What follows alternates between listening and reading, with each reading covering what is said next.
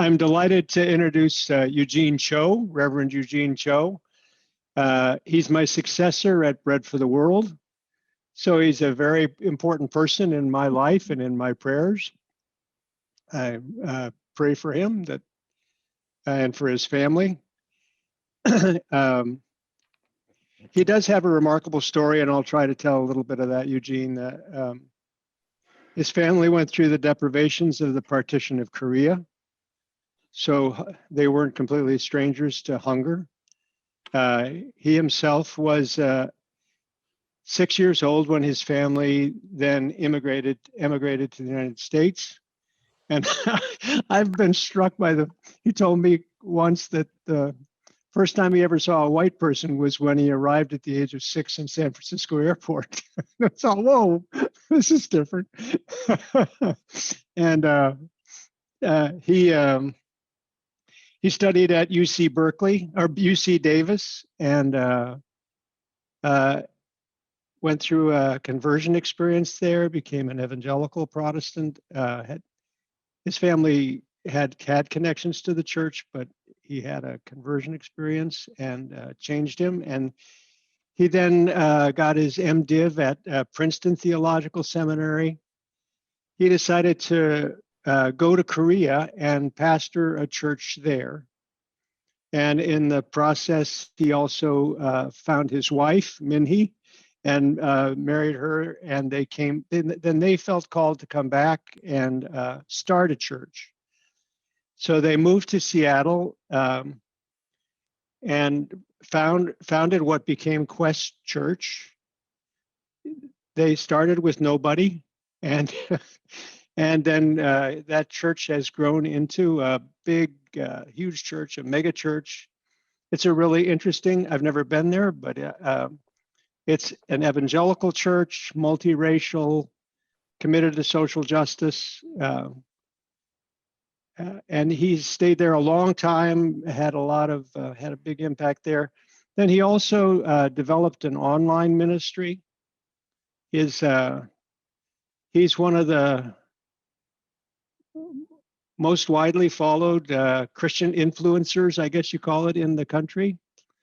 He's also a conference speaker, spoke at conferences in all across this country and also around the world. And then it was on a trip to Myanmar. One of our students, Eugene, is A.A. Win, who's from way up in the corner of Myanmar, where it borders Laos, China, and Thailand.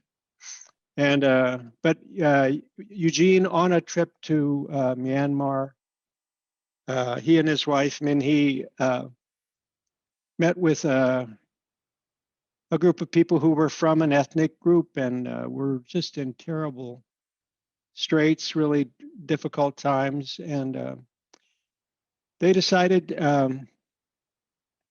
that they needed to do some things to help people in those situations. So they gave up their wages for a year and used that money to start an assistance organization called One Day's Wages. And One Day's Wages asks people to give up 1 day's wages to help people in developing countries with mostly, I think it's small scale development projects for community groups in Asia and the Middle East. I don't know if I've got that quite right, but that's what I think.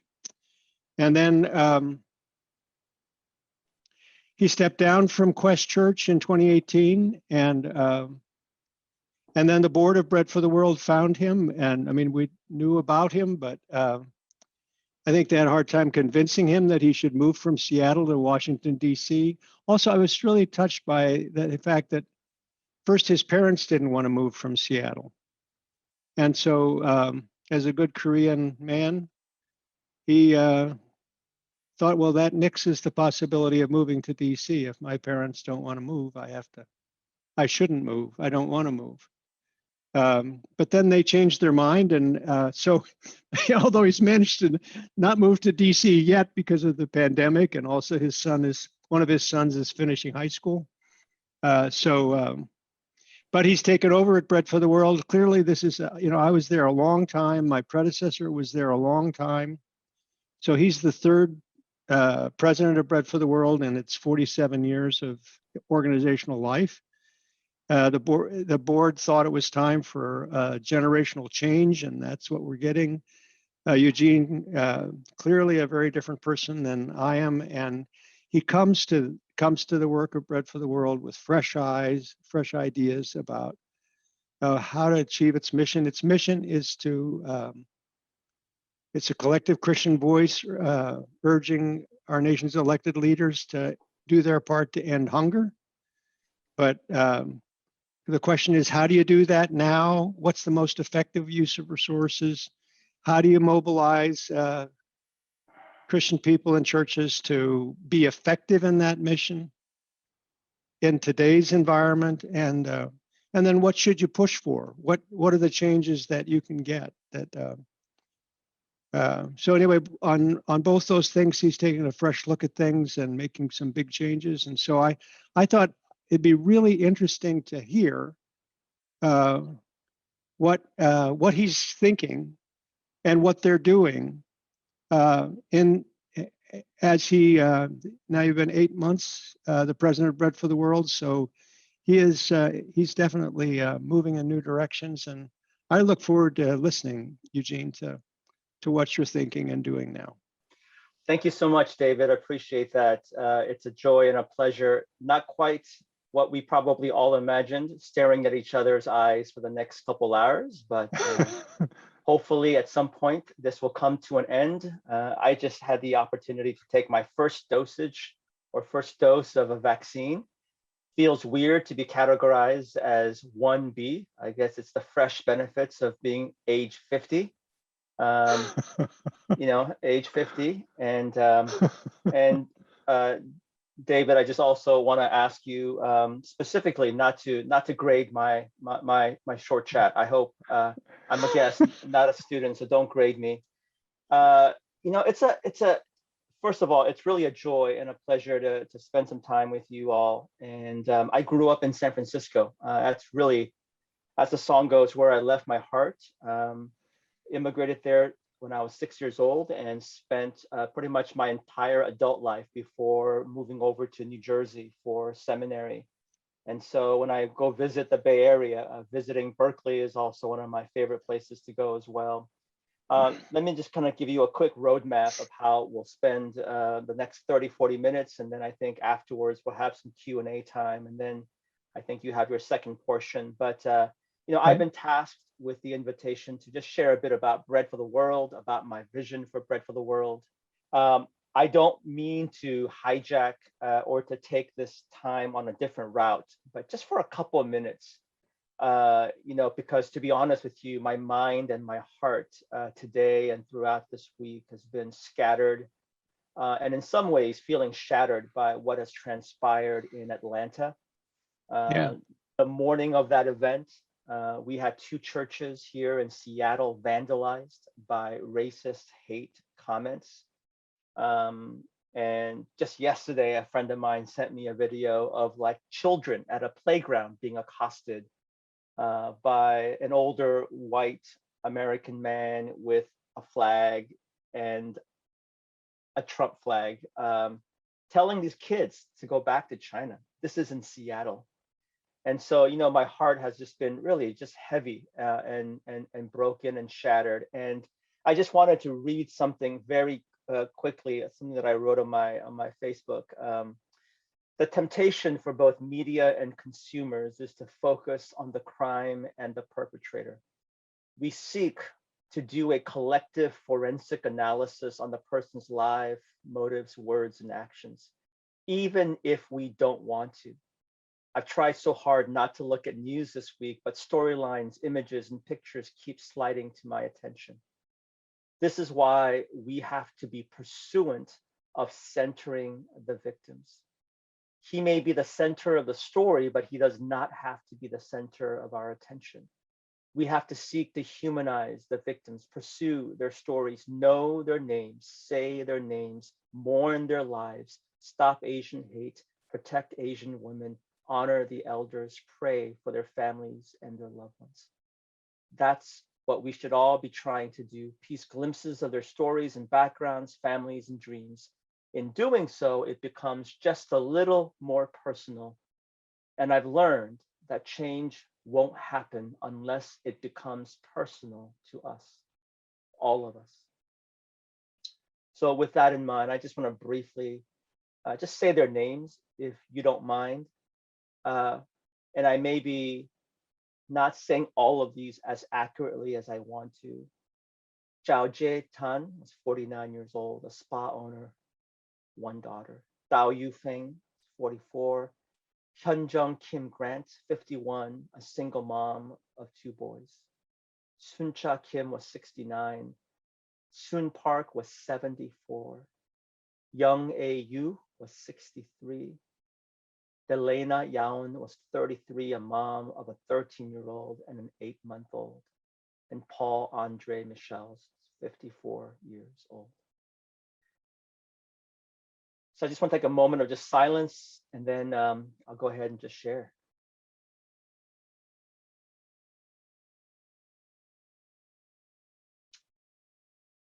Thanks so much again for offering me just that opportunity to do that. I know all of you have been mourning in our own respective ways.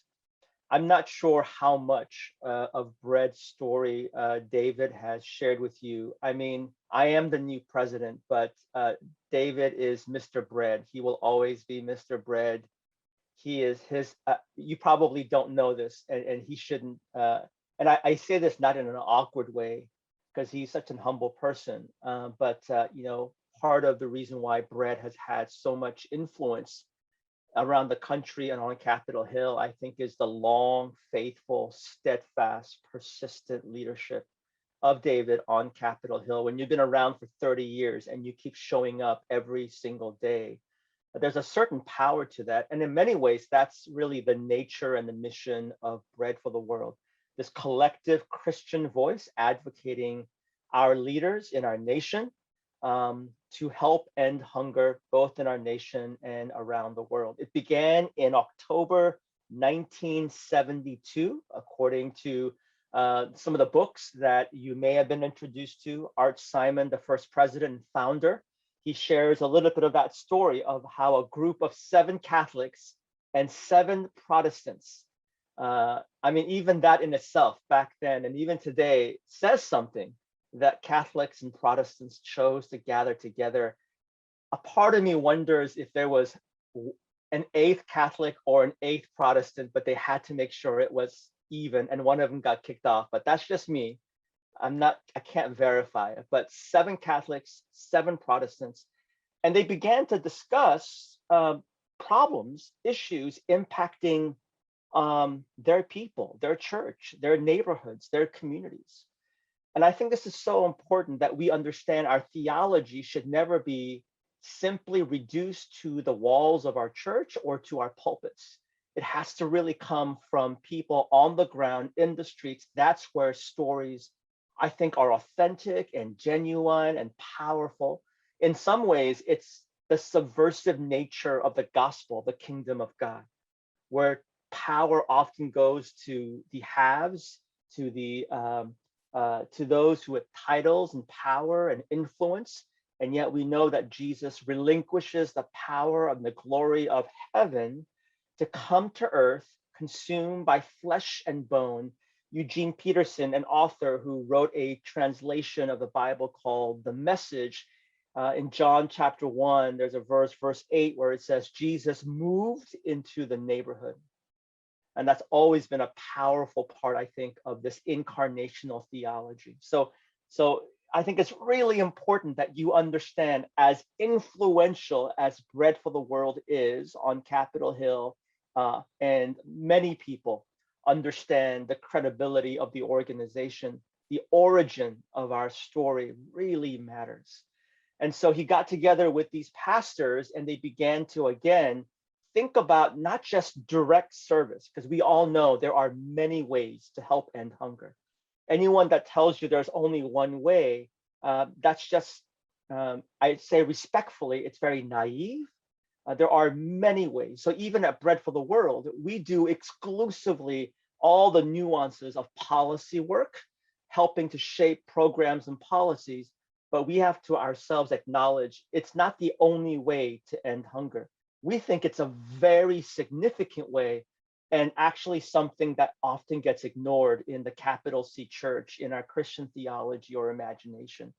So they began to think about ways to help shape policy. And so in May 1974, with no staff and virtually no money, they launched Bread for the World as a national movement.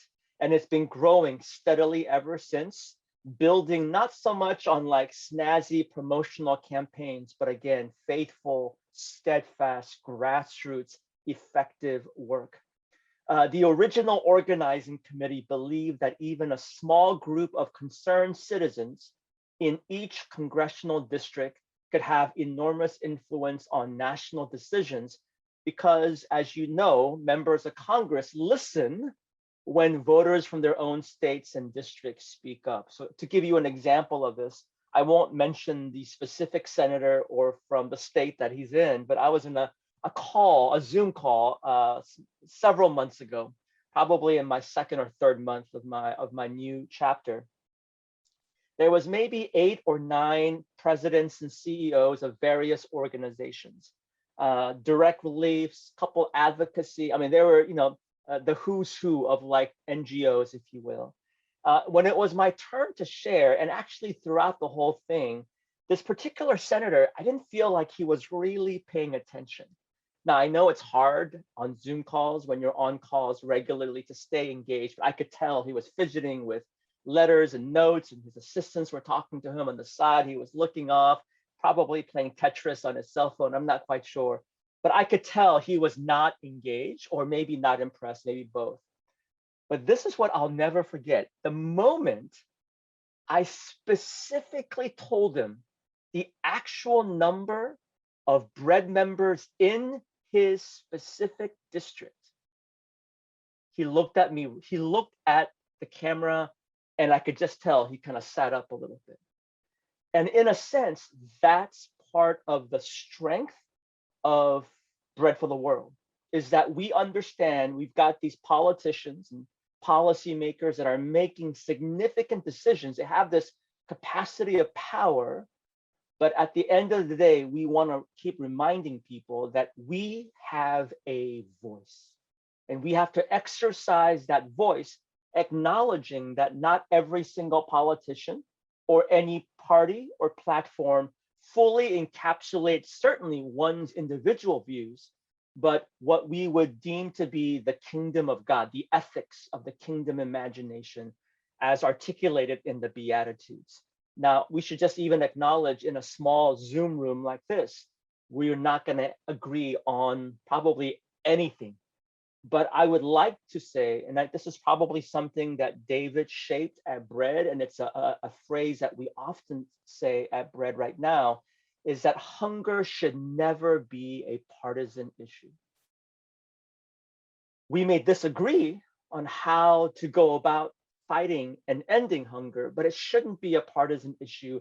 And you know that something is somewhat broken or jaded because oftentimes it's devolved into a partisan issue or people voting along partisan lines.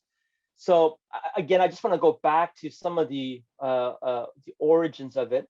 As I shared earlier, Bread for the World does not engage in direct relief efforts. It's a real big challenge because, to our donors, there are some people that think we're actually doing direct relief. And so it doesn't surprise me that in the past year, with such enormous financial challenges to so many people in the nation, we had one of our most tremendous giving years this past year, which is great. I think part of it is because people have heard that we're in a hunger crisis. And it wouldn't surprise me if some people thought that we were also doing direct relief efforts.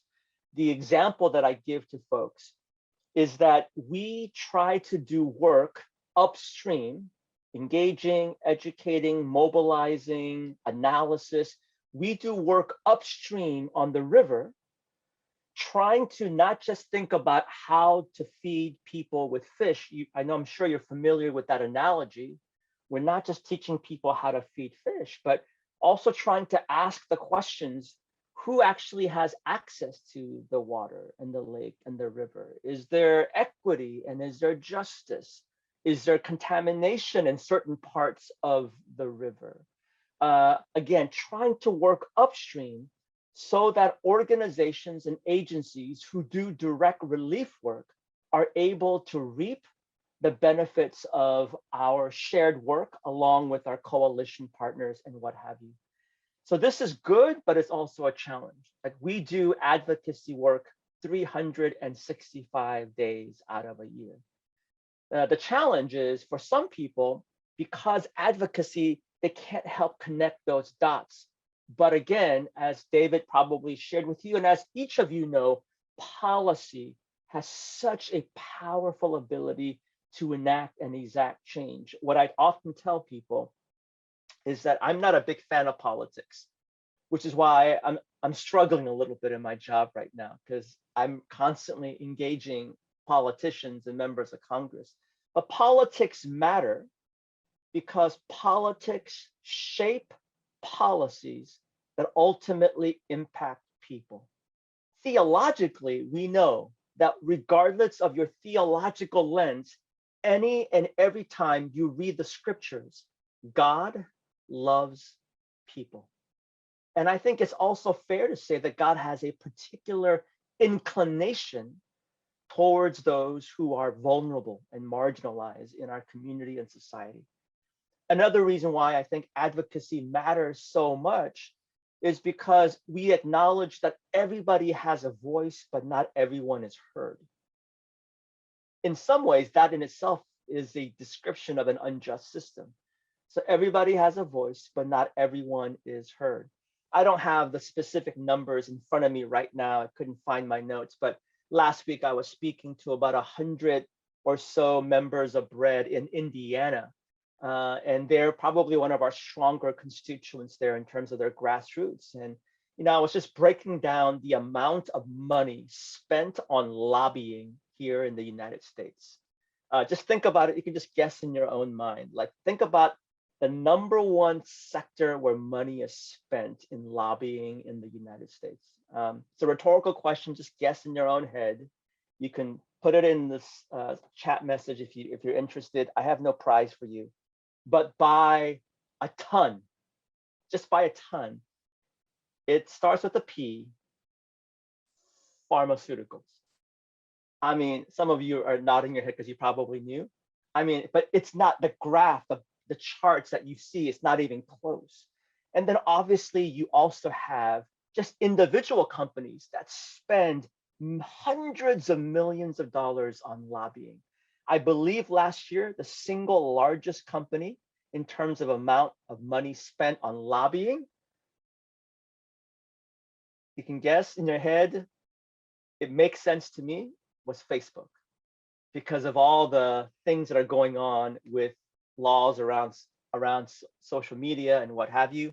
Exactly $3.5 billion per year on lobbying, and it's continuing to grow. So in the middle of that, I'm not actually suggesting that that's not entirely bad, but again, it then goes to show that it's those who are powerful and those who have resources are then being heard. Don't let me go into the whole NRA conversation, right? So when we're talking about issues of poverty and all the complex interlocking aspects of poverty, and there are many interlocking aspects of it, that's where Bread for the World, in its origin and as it's evolved through Art Simon's leadership, David Beckmann's leadership, and hopefully through my leadership, we're trying to say, how do we continue to speak up and advocate for the end of hunger through the shaping of programs and policies. So you fast forward 45 years, Bread now has connections in every single 435 congressional districts in the United States. That's pretty amazing. Kudos to David and again, to art, for, again, building up the foundations of those things.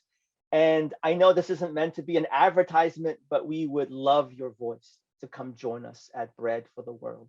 I want to walk away having at least 1, 2, 3, 4, about 8 more advocates that would join Bread for the World.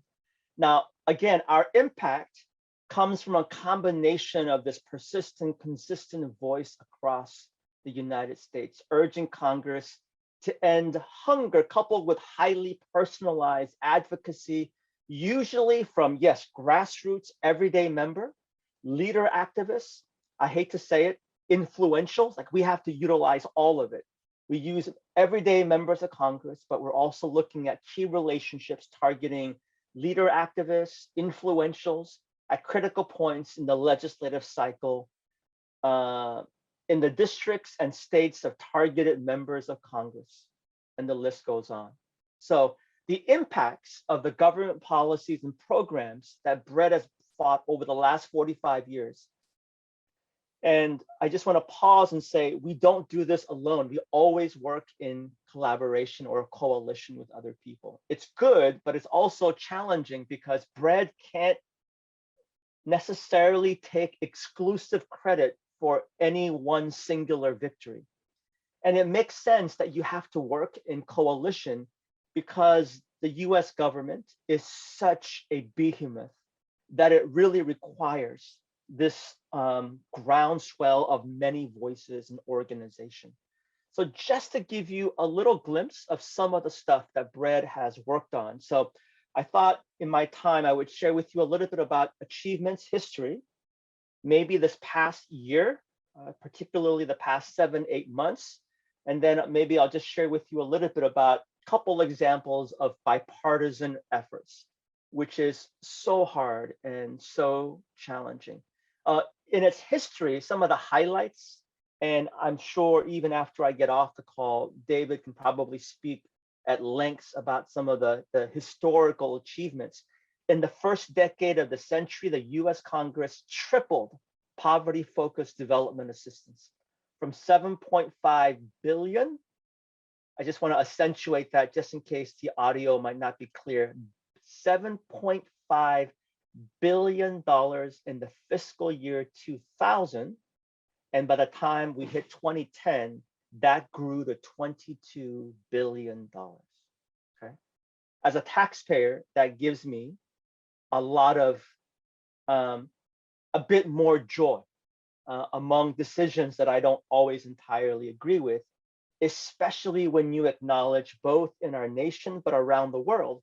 I mean, probably 15, 20 years ago, there was probably an average of 40,000 children under the age of 5 who died every single day because of the complexities of hunger. That's been reduced to about 12 to 13,000, and still too much, and sadly gone up over the past year because of the secondary issues of COVID.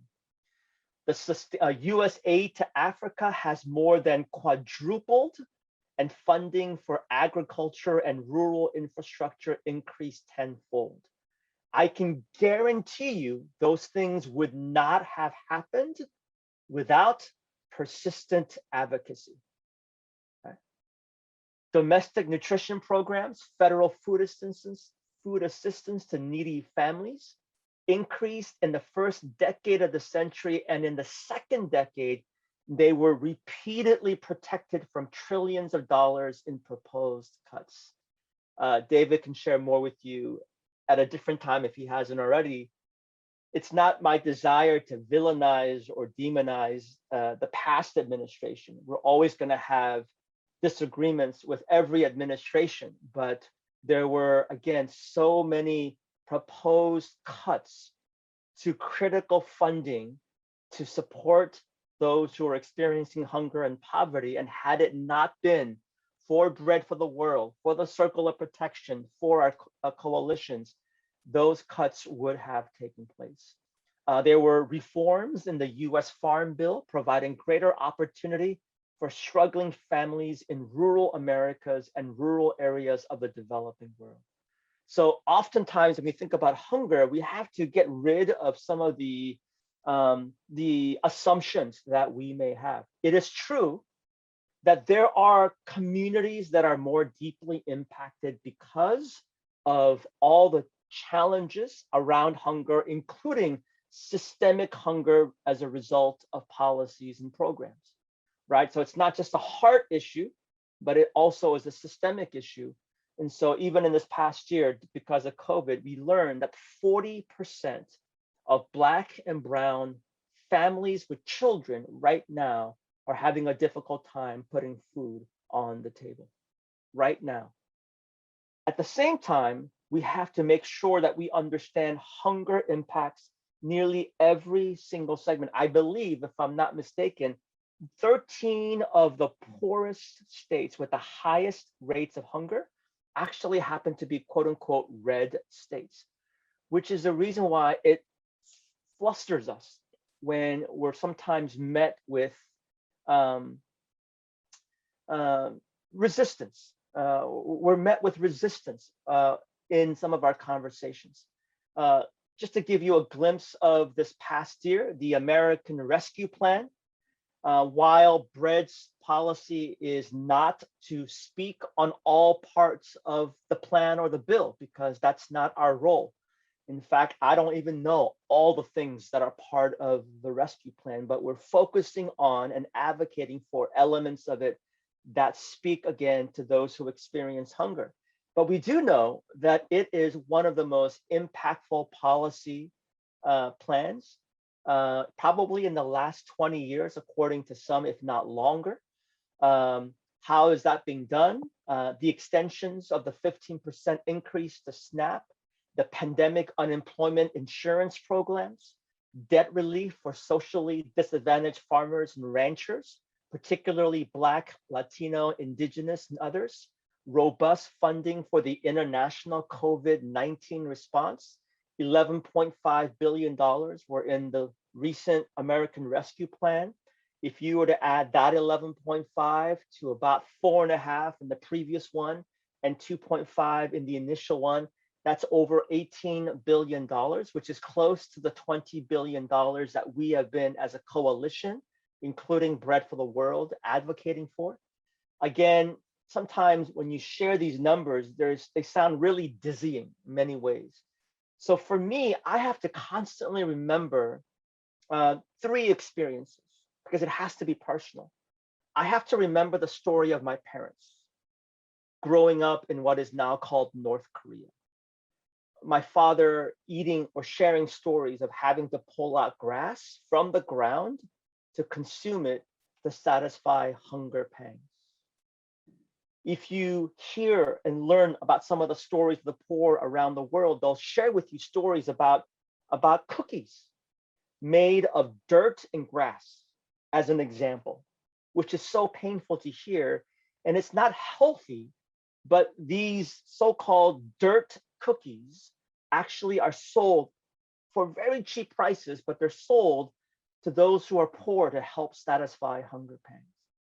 So when I think about and talk to you about these policies and these numbers, for me and for all of us, we have to realize we can't just be grass tops, policy wonk individuals. It really has to become personal for us in some ways. We have to be both pastoral, prophetic, practical, but also have it be personal. I'm also remembering a time about 21 years ago when my wife and I began to start this church called Quest Church. And in the first year, we couldn't get it off the ground. It was tremendously challenging. And so as a result, we were faced with a season of unemployment, and we had left a church to plant this church, and things just didn't turn out. And I learned very quickly that a Master's of Divinity degree is pretty useless to society. I don't want to scare any of you, but you made a bad decision. If you need to go to computer science, you can still do it, unless you feel called, then I can't say anything. But it was actually a really discouraging time. I'm not even joking. Got rejected by McDonald's, Burger King, Starbucks, Toys R Us, because they were just unsure what to do with a candidate with a Master's of Divinity degree. So eventually I landed a job as a janitor. And I share that not to make it sound like that job was beneath me. It was hard because it was the last thing on my mind. It wasn't part of my Excel sheet to do on planning this church. And so for a year, worked as the janitor at a store called Barnes and Noble in Linwood, Washington, this big bookstore. If I can boast for a second, I truly believe that Barnes and Noble was the cleanest Barnes and Noble in the country. But that's just me. But it was really hard, really, really hard, working 6 to 9 in the morning alone at a 40,000 square foot warehouse. But I think God did something in me. And that's a different story, different talk. But the reason why I bring that up was because at that moment, because of my circumstances, thankfully, because I was introduced to a social worker who introduced me to something called the Women, Infant, Children program. The WIC program, I don't want to sound dramatic. I don't know where we would have been had it not been for that safety net. And so constantly, I think this nation as a whole, including at times members of Congress, there is an indignation towards those who are quote unquote poor. And so part of policy work isn't just data and analysis, is how do we use data and analysis to help shape a more authentic narrative and story, right? The assumption that all poor people are lazy and therefore are abusing the welfare system is simply an assault on the dignity of people that experience hunger and poverty. We know by data, for example, that SNAP is one of the most effective programs, effective both in terms of how it comes alongside those who experience hunger, but in terms of, I think, its ability that it's not being abused. That's so important. So part of my vision for Bread is, as we continue to do policy work, analysis, grassroots mobilizing, is really acknowledging that there is a battle for storytelling, a battle for narrative. And how do we shape that in a way that doesn't embellish, but tries to, again, dignify every single human being that's experiencing hunger and poverty. We've done some work around expanding and extended availability for something called the pandemic EBT. When I think about that, I think about families in my church who I know receive the benefits of pandemic EBT, protected food aid this past year, immediate access to SNAP even for formerly incarcerated individuals in California. I mean, this is just a little glimpse of some of the big picture, but also some of the more specific things that, again, our team has sought to advocate for. Really hard, really challenging. It's been the toughest year of my life this past year for lots of reasons. For lots of reasons. I had an uncle pass away because of COVID. Our children have been impacted. I have a child with a chronic illness, and so she's been experiencing a lot of anxiety this past year. And the incredulous skyrocketing surge of anti-hate, anti-Asian hate, and racism. You guys are in Berkeley, and so you know, because in your backyard of Oakland and San Francisco, this is right there, and it's also right here in San Francisco, in Seattle as well. This is a crazy story. My 85-year-old father, you know, he's an amazing person. I love him to death. 4 weeks ago,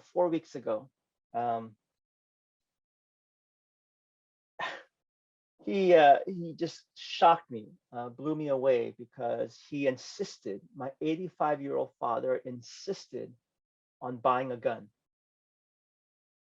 And it just tore me up. And I had to convince him that that was ridiculous. And the crazy part of that conversation is that as I said that, a part of me in my brain said, maybe he should.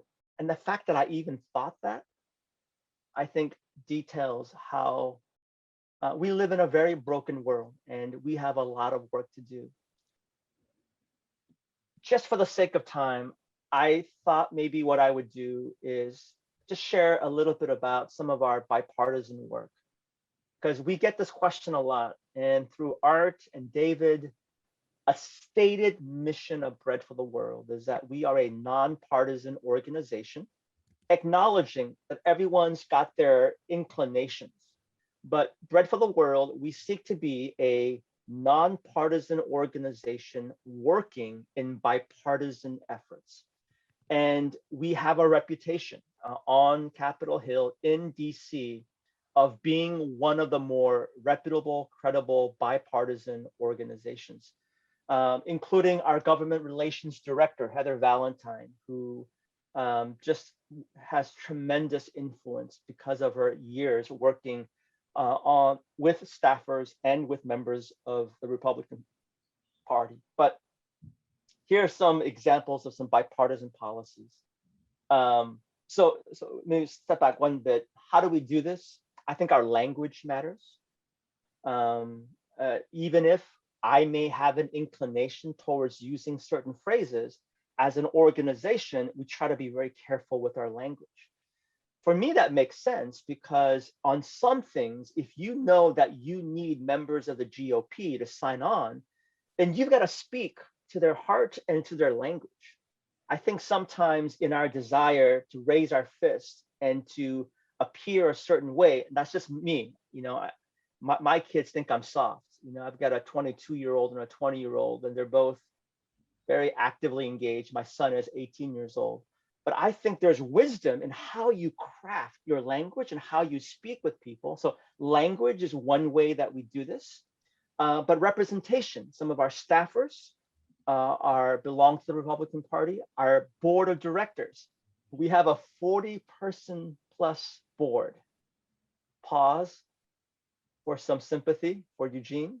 So we have a 40-person plus board, but we have two members, each of the Democratic Party and the Republican Party, as representatives and advisors on our board. And they've been very, very helpful and influential as well. So those are some ways that we've been able to build that. But just to give you some examples internationally, it's been said that Republicans are much more favorable and strong on international aid. And with domestic, it's the Democrats who tend to be stronger in those ways. And so again, we're trying to bring people together. Global nutrition, the Senate and the House, this is Bread for the World. We did this. Bread for the World passed resolutions in 2019, and last year in December 2020, it had just broad. The Senate Global Nutrition Resolution was SR 260, passed with 41 co-sponsors.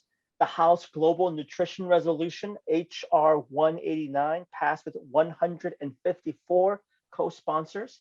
It was one of the most broad bipartisan resolutions of this past year. Now, I get it. Some people are not impressed. They're non-binding resolutions, so it doesn't feel major. But this is the first time this kind of thing has been written down and signed by so large and obviously bipartisan group. Here's our strategy. We got them to sign on to these resolutions. Now we go back to them and we're basically asking them to deposit $300 million in the global nutrition account. And we can now say, hey, you signed the resolution. Let's follow that up with putting our money where our signature is. That's an example. Foreign assistance reform, very bipartisan. Global Food Security Act, bipartisan. Food aid, very bipartisan, including Food for Peace, the largest food aid program, which began in the 1950s. Approximately 5 billion people in 150 countries have benefited from American generosity and compassion. Like, if we want to talk about Make America Great Again, that is a way that we can lead. Domestically, the WIC program, EITC, CTC, the Farm Bill coming up. I can't claim to be an expert on all of these things, but I can tell you that those are some of the examples of bread working in our bipartisan efforts to make those things possible.